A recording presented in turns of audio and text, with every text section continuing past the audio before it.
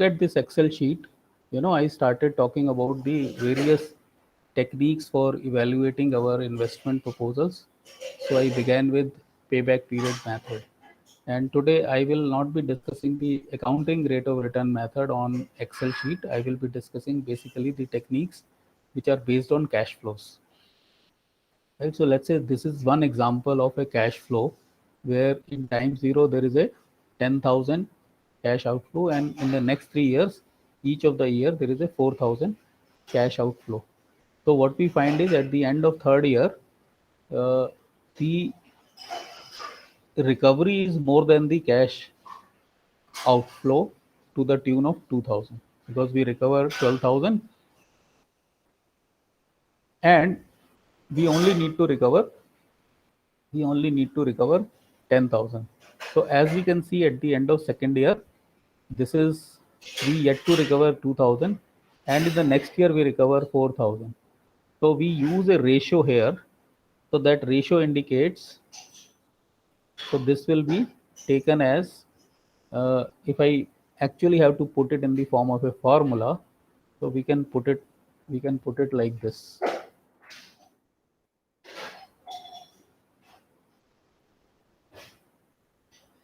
Let's say I use time here 0, 1, 2, and 3, and let's say I also talk of 4, which I am saying as T0, T1, T2, T3, T4.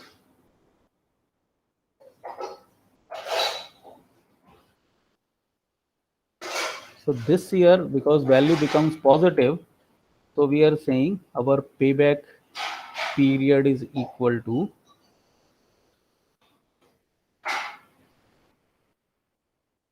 the time previous to that plus recovery needed divided by cash flow earned in the next year. Sorry, what's the mistake?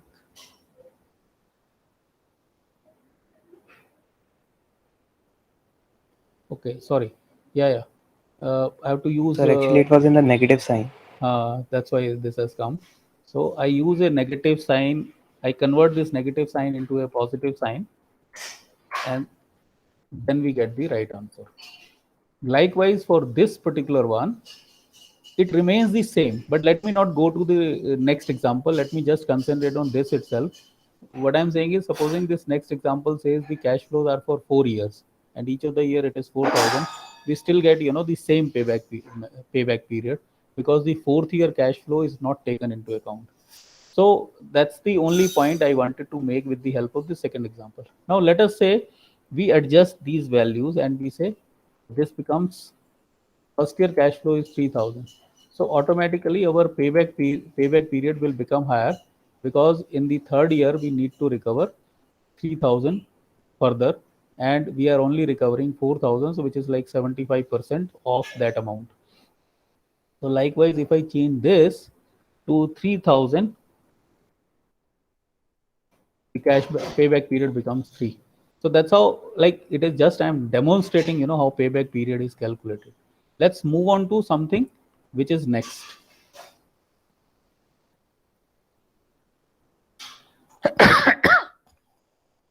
Look at the idea of time value of money. We are doing the time adjustment. So here information is of future value. So this future value, when exactly it is given in the time column. So this 100 is current.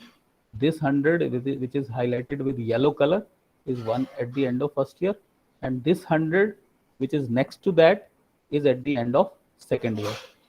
So if my discount rate is whatever, okay, look at, I've incorporated the formula into it as I was showing in that class, that previous session.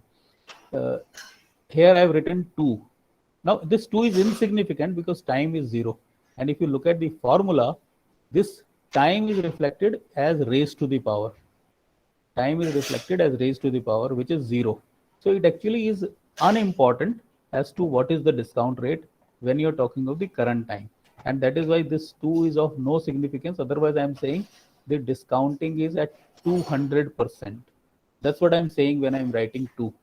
Because in the next row, 0.3 means 30% discount and 0.25 means 25% discount. So if you discount 100 rupees by 30%, the value today will become 76 rupees 92 paisa. And if you discount this 100 rupees at the end of 2 years, I am showing you this example that we can take different discount rates also. So if we take different discount rates for different cash flows, the discounting will be done accordingly, right? Now, we will not go into that level, at least not in today's sessions. We will just concentrate on same discount rate across. But I'm saying, given the Excel sheet or given calculator, we can work it out. So if your economy state requires that we must use different discount rates, that is possible for us to do that. So for second year, when I am doing 25% discounting, so this discounting is done twice, as it is reflected by this time factor 2, which is raised to the power. So this 2 is there in the cell D8. So D raised to the power D8 is what I am using, and which is a division. C8 is our future cash flow, which is 100. 1 plus E8. So E8 is our discount rate, and raised to the power D8, which is our time period. So since time period is 2, so we are doing discounting twice. Okay. Now, just to cross check, I am doing the compounding of the present value that we get from this previous component. So if our present value is 76.9231 and we compound it by 30%, this becomes 100. If 64, which is nothing but the next example, if we compound it at the rate of 25% for 2 years, this becomes 100. So we are just saying that compounding and discounting is exactly, inverse of each other. So that's how this example is relevant to achieve an understanding. Look at this table. Now this table is very important to understand. In this table, we are actually creating we call it a present value table. And this present value table is constructed for 1 rupee in future. So how much in future? That is reflected in this column A. So at the end of 1 year, 2 year, 3 year. And what is the discount rate applied? That is reflected in the first row, 1%, 2%, 3%. This table you will find at the end of the book, which you will use it as a textbook or a recommended book for financial management. So this table is constructed by discounting this 1 rupee. In fact, the table that you will see in the book, in that book, this particular row will not be there because this row is of no significance. Whatever the discount rate, since the time period is current time period, it will not change because of the discount rate, as I've also shown in the previous example. So this table is constructed without this component of second row, which is 0 for time period and 1, 1, 1 for the. Now I have inbuilt a formula into this. So it is showing me all the values here. Okay. So for 10%, at the end of 1 year, if you discount 1 rupee at 10%, this becomes 90.9 paisa. In fact, it becomes 909090 and it goes on like that. So you can have as many digits as you want, but we generally expect in the examination or while doing this curriculum in third year of BCom honors, we basically expect you to be, using up to 3 digits or at the most 4 digits. So the tables also, which are constructed at the end of the textbooks and recommended books, are also up to either 3 digits or 4 digits. Generally, 3 digits is also okay because we are not testing your computational skills. We are testing, as part of this curriculum, your conceptual understanding and its application. And therefore, some approximation is okay. But when you're handling these kind of things in actual real scenario, because projects involve not 10,000, 20,000 rupees, but at times involves 50,000 crore rupees. So if you're talking of 50,000 crore rupees, maybe the fractional values even up to 6-7 digits may be important, and therefore if the scenario is like real life scenario, you must bring that much of accuracy in your calculation. But that's not the subject right now. The subject right now is to understand conceptually and its application when you're talking of time adjustment. So this table, which we also call it as present value table, gives us present value factors. So this is what we call as present value factors, or we call it as discount factors. Right? We can call it discount factor also. Like with this, you are discounting if it is at the end of 1 year and discount rate is 1%. Let's look at the next sheet. And in this next sheet, let me just expand. Let me just magnify this a little more. See this example. What is this example? This example is showing us that there is a project which involves an investment of 19,000 rupees today. And in the next 4 years, we are getting cash flows as given on the sheet, right? So we are now applying the discount rate to do the discounting, and we get these values. Like there is a formula which I have inbuilt into this. What is the formula that I have built into this? I have used, if you see my previous table, because it is a 10% discount. So if I use for 4 years, these are the values, right? These 4 values, which I have highlighted in yellow, I have used for discounting my cash flows of the future, which I'm also showing in that sheet itself. Okay. So if you look at the information here, just below that I had shown you just now. So I have used the discounting and I have arrived at the present value factor for these streams of cash flows, whether inflows or outflows. I have also discounted cash inflow of time 0, just to indicate whatever the time, the discount factor can be applied, present value factor can be applied. Now, what is the result that we are getting?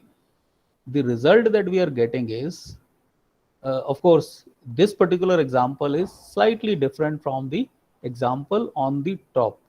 What is the difference in this example? In the top, I have used the cash flows first year 10,000. In the second example, I have used the cash flows first year 3,000, 4,000, 7,000, and 10,000. That's why, the final value which you are getting here, which is my NPV. Write it as NPV. And this is my present value.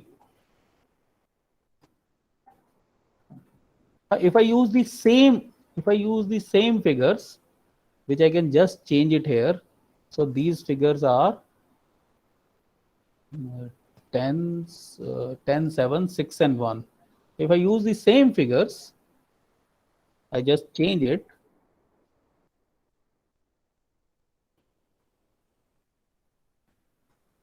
$7,000, 6,000, and 1,000. Right? So I get the same answer. Right?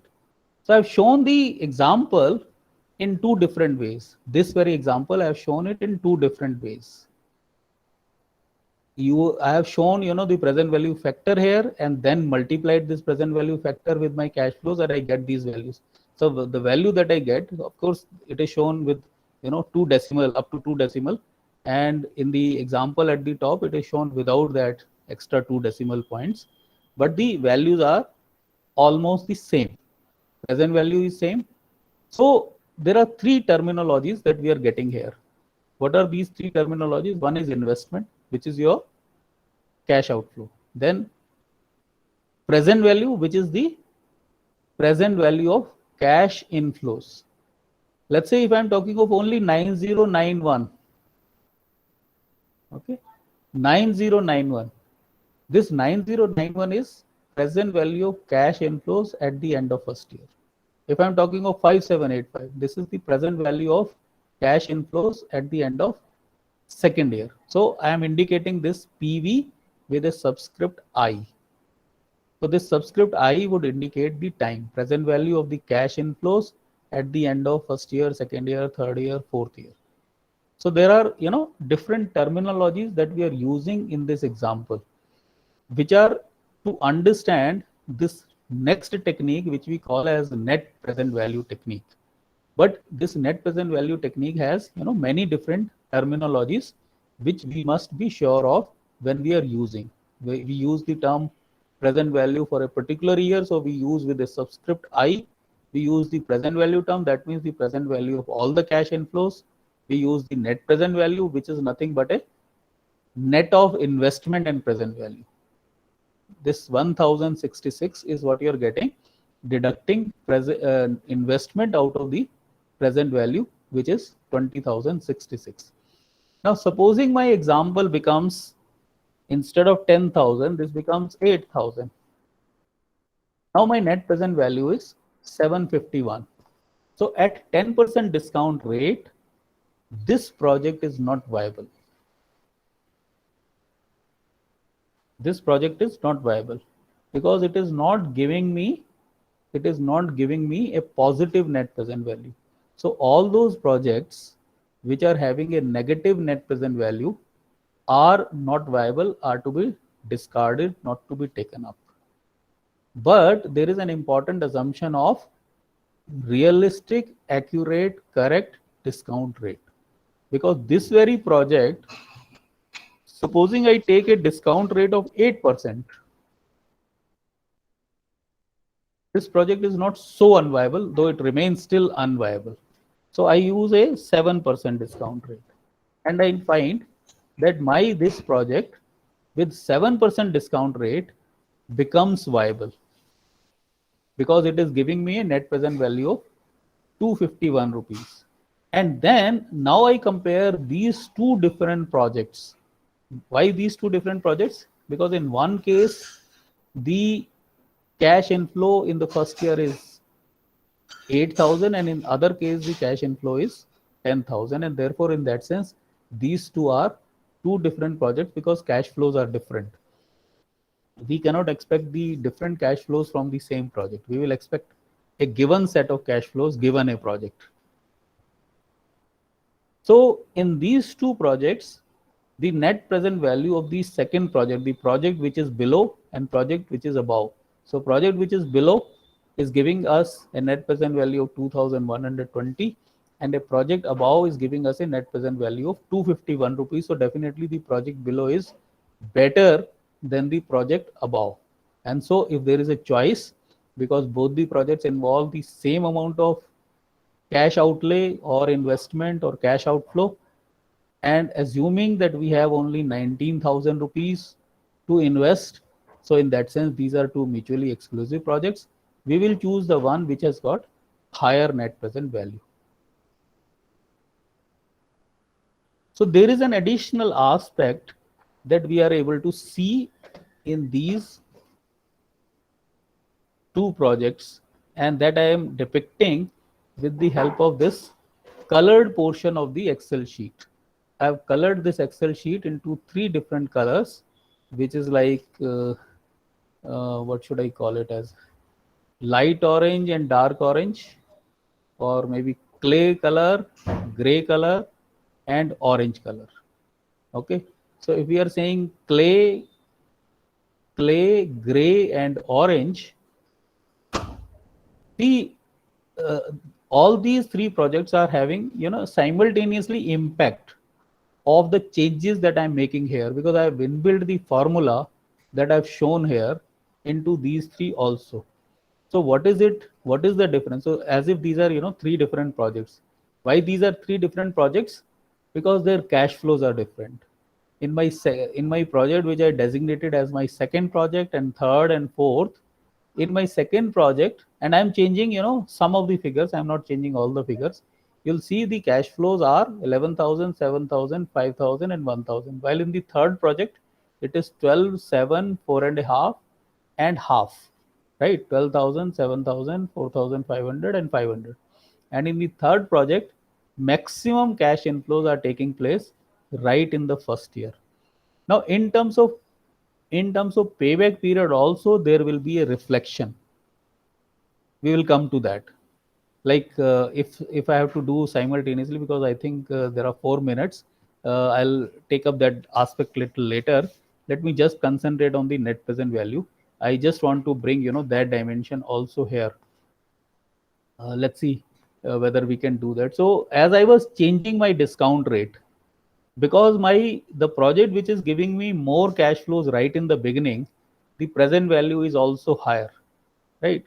The cash flows of all the three projects are same. In fact, cash flows of all the five projects that I've all the of course not now five projects. If I change this to 10,000, so in that sense, all are having uh, cash flows, cash inflows, which is of the same amount, but of course at different timings. So all these projects have the same cash inflows, but at different timings. And in that sense, the extra amount that you're getting is 5,000. And present value becomes different. Why present value becomes different? Because the more of the cash flows are happening, let's say in the case of fourth project, right in the beginning. But if you look at the second project, less of the cash flows. Of course, it is still higher, but not as higher as in the case of fourth project. So if I look at these second, third, and fourth as three different projects, definitely my project 4 is better than the second and third project.